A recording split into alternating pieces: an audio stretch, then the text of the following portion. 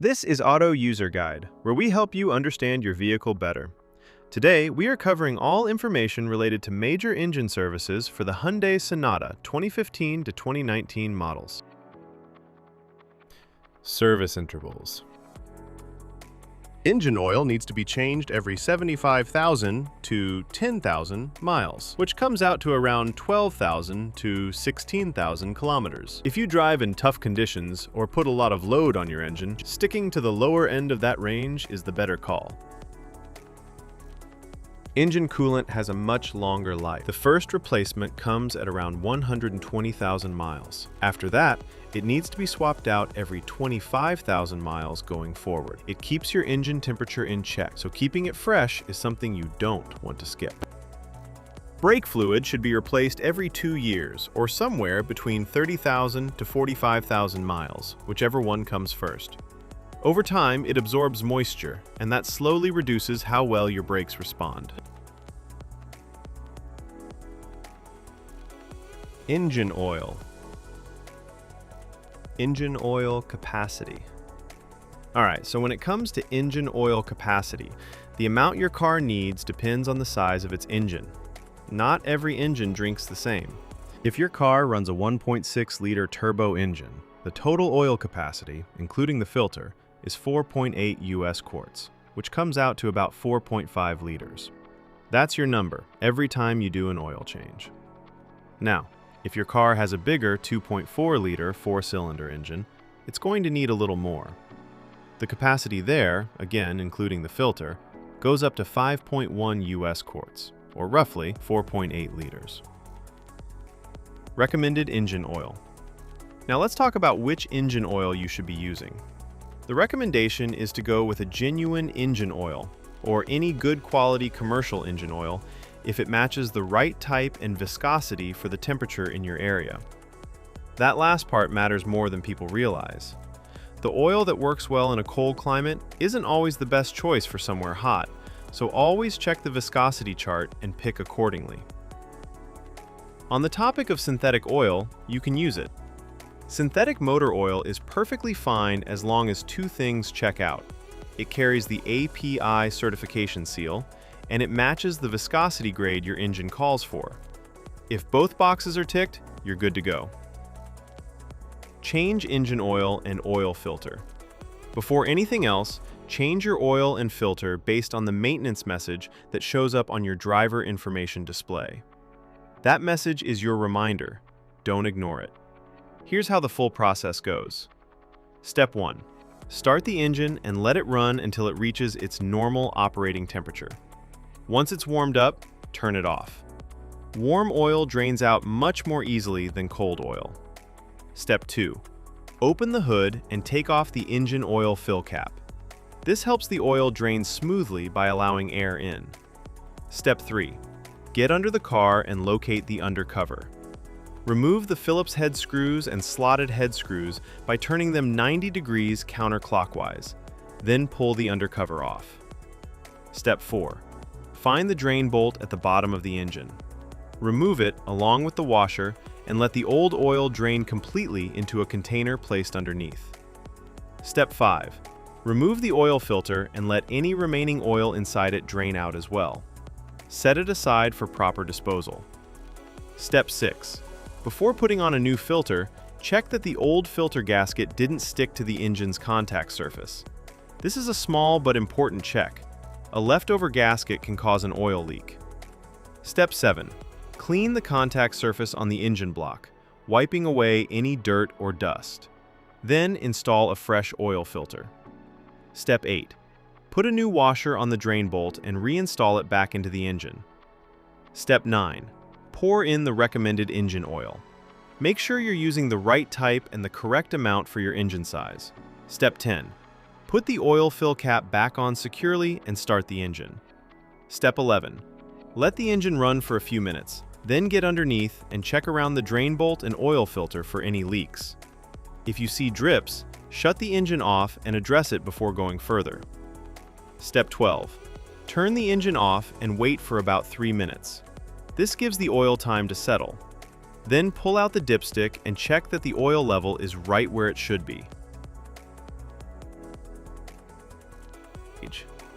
After you've changed the engine oil, there's one more thing you need to do: reset the oil life gauge.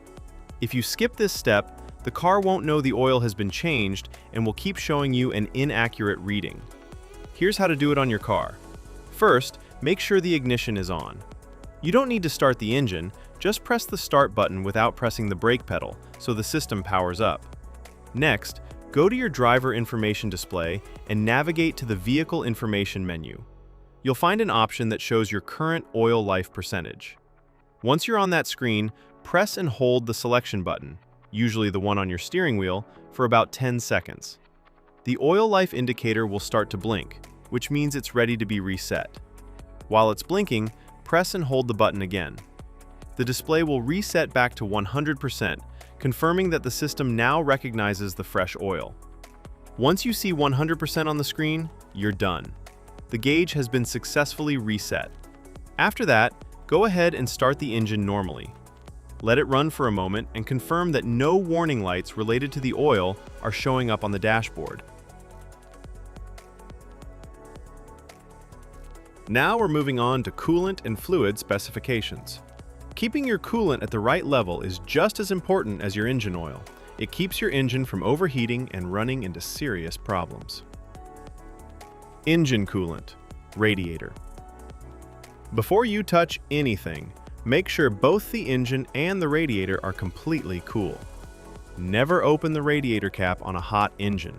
The pressure inside can cause boiling coolant to spray out and burn you. Once everything is cool, place your hand on the radiator cap and turn it just 1/8 of a turn counterclockwise. This releases any built-up pressure inside the cooling system. Give it a moment to settle.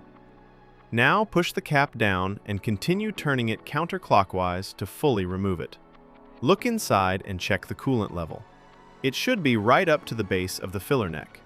If it's sitting lower than that, go ahead and top it up with the correct coolant. Once the level is good, place the radiator cap back on and tighten it fully. Make sure it's secure before you close the hood. Engine coolant, reserve tank. Again, before checking anything, make sure the engine and radiator have cooled down completely. Now locate the reserve tank. It's a small, translucent container usually sitting near the radiator. Look at the side of the tank and check where the coolant level sits. If it's below the minimum mark, add the specified coolant slowly until it reaches the maximum mark. Don't go above it. Once the level is good, take a moment to inspect the cooling system for any leaks. Look around the hoses, the radiator, and the reserve tank itself. If you notice any drips or wet spots, that's something that needs attention before you drive the car. Now, let's talk about replacement of brake fluid. Checking your brake fluid is straightforward. On the side of the brake fluid reserve tank, you'll notice two markings, a minimum and a maximum line. Your fluid level should always be sitting somewhere between those two marks. If the level is at or near the minimum mark, you need to top it up. Don't let it drop below that line. Low brake fluid can affect how your brakes respond, and that's not something you want to find out about while you're driving. At the same time, don't overfill it past the maximum mark either. Just keep it in between and you're in good shape. One thing worth mentioning for those driving a manual transmission model, your brake fluid reserve tank also takes care of the clutch fluid. It's the same tank serving both systems. So, as long as you're keeping the brake fluid level between the minimum and maximum marks like we just discussed, you don't need to check the clutch fluid separately. It's already covered. Tire rotation schedule. Tire rotation is one of those maintenance steps that people often overlook, but it makes a real difference in how long your tires last. Generally, you should be rotating your tires every 5,000 to 10,000 kilometers. If your vehicle manufacturer recommends a different interval, go with that instead. Tires without rotation marks. The diagram on screen shows the rotation pattern for tires without rotation marks. These are also called non-directional tires. Because they don't have a fixed direction of rotation, you have more flexibility in how you rotate them. In this pattern, the front left tire moves straight back to the rear left position, and the front right tire moves straight back to the rear right position. Then, at the next rotation interval, the rear tires cross over, the rear left moves to the front right, and the rear right moves to the front left. This cross-rotation method spreads the wear more evenly across all 4 tires, which helps them last longer overall. Tires with rotation marks. The diagram on screen now shows the pattern for tires with rotation marks, commonly known as directional tires. You'll notice an arrow on the sidewall of these tires, and that arrow tells you which direction the tire is meant to spin. It only works one way. Because of that, you can't cross these tires from one side of the vehicle to the other. The rotation here is simpler. Tires just swap between front and rear on the same side. The front left goes to the rear left comes up to the front left, and the exact same thing happens on the right side. It's a straightforward swap, just without the crossing over that you do with non-directional tires. Now let's talk about the fuel tank capacity. Your fuel tank holds a total of 18.5 US gallons, which is equal to 70 liters. Thanks for watching this video. I really hope it helped you understand things a little better. If you found it useful, give it a like. And if you haven't subscribed yet, hit that subscribe button so you don't miss the next one. Drop your thoughts or questions in the comments below. I'd love to hear from you. It genuinely means a lot.